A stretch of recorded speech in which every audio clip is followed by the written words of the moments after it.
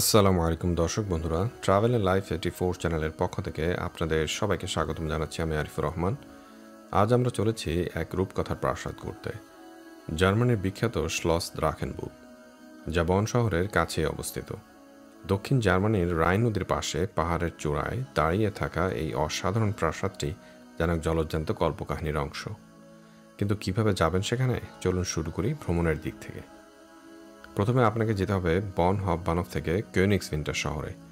আপনি either local train অথবা উবান নিতে পারেন। 66 নম্বর উবান।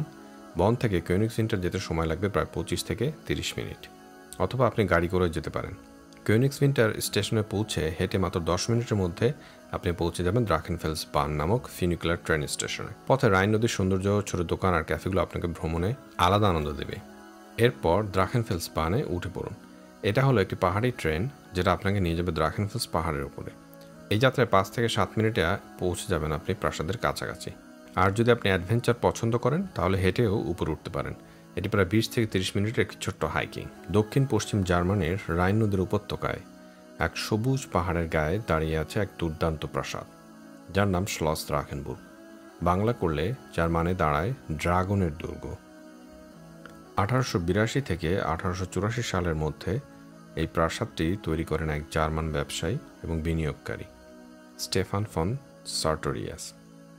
অবাক করা বিষয় হলো, এই প্রাসাদটি কোনো রাজা বা রানীর জন্য নয়, বরং এক ব্যক্তিগত বাসস্থানের জন্য নির্মিত হয়েছিল।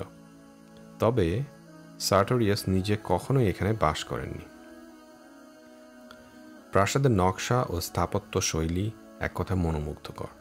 নিও গথিক স্টাইলে নির্মিত এই প্রাসাদে রয়েছে উঁচু টাওয়ার, রঙিন কাচের জানালা, ভাস্কর্য আর চিত্রশিল্পে ভরা অভ্যন্তর।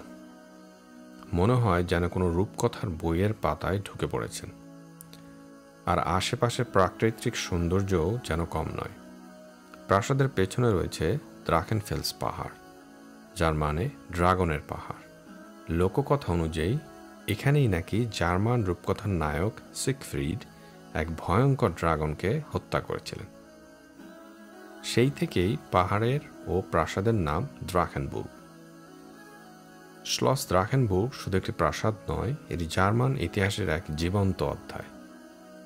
কালের পরিক্রমায় এটি কখনো প্রশিক্ষণ কেন্দ্র, কখনো বোর্ডিং স্কুল, আবার দ্বিতীয় বিশ্বযুদ্ধের সময় এটি ব্যবহার হয়েছিল হাসপাতাল হিসেবে।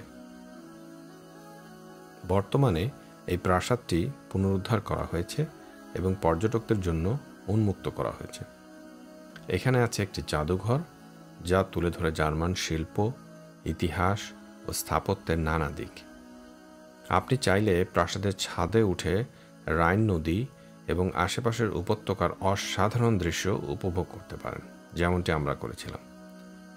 শ্লস দ্রাখেনবুর্গ যেন সময়কে ধরে রাখা এক জাদুর বাক্স, যার প্রতিটি কোণ, প্রতিটি দরজা, দেয়াল ও জানালা আপনাকে নিয়ে যায় এক অন্য জগতে, এক রূপকথার জগতে।